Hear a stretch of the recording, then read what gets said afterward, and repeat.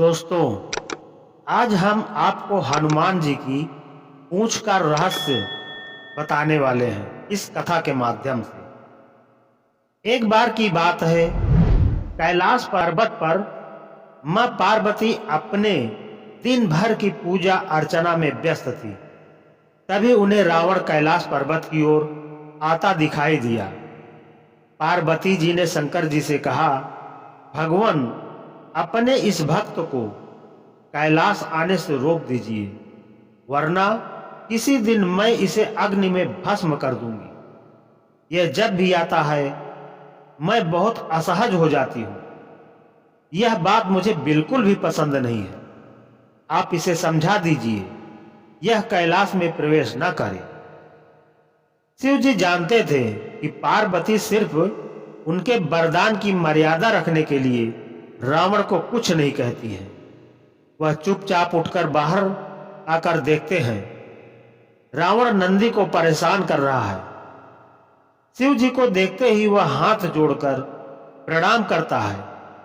प्रणाम महादेव। आओ दशानन, कैसे आना हुआ?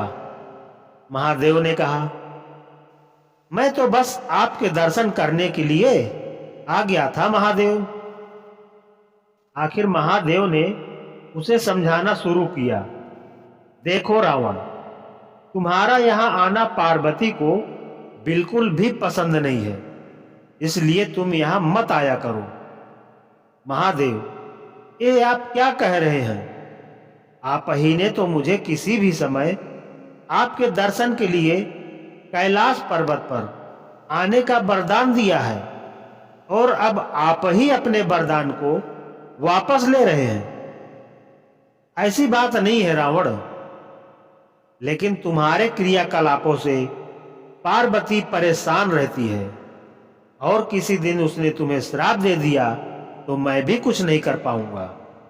इसलिए बेहतर यही है कि तुम यहां पर न आओ, फिर आपका वरदान तो मिथ्या हो जाएगा महादेव। रावण ने कहा। भोलेनाथ ने कहा, मैं तुम्हें आज एक और वरदान देता हूं। तुम जब भी मुझे याद करोगे, मैं स्वयं ही तुम्हारे पास आ जाऊंगा, लेकिन तुम अब किसी भी परिस्थिति में कैलाश पर्वत पर मत आना। अब तुम यहां से जाओ, पार्वती तुमसे बहुत रुष्ट है। रावण चला जाता है। समय बदलता है।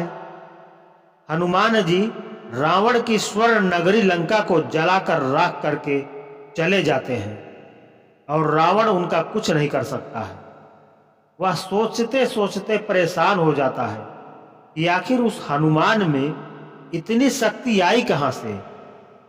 परेशान होकर वो महल में ही स्थित शिव मंदिर में जाकर शिव जी की प्रार्थना आरंभ करता है। जटाटवी गलज्जल प्रवाह पावितस्थले गले अवलंब्य लंबिताम भुजंग तुंग मालिकाम। उसकी प्रार्थना से शिव प्रसन्न होकर प्रकट होते हैं। रावण अभिभूत होकर उनके चरणों में गिर पड़ता है।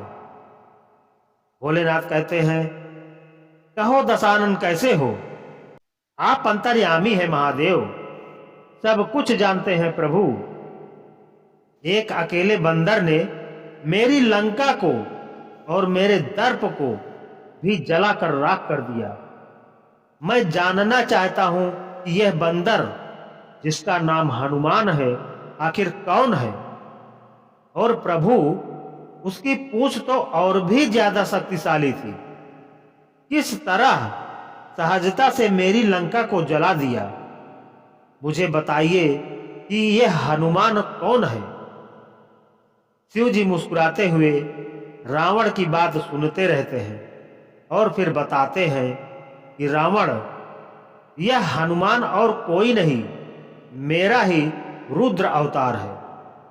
विष्णु ने जब यह निश्चय किया कि वे पृथ्वी पर अवतार लेंगे और माता लक्ष्मी भी साथ ही अवतरित होंगी, तो मेरी इच्छा हुई कि मैं भी उनकी लीलाओं का साक्षी बनूं।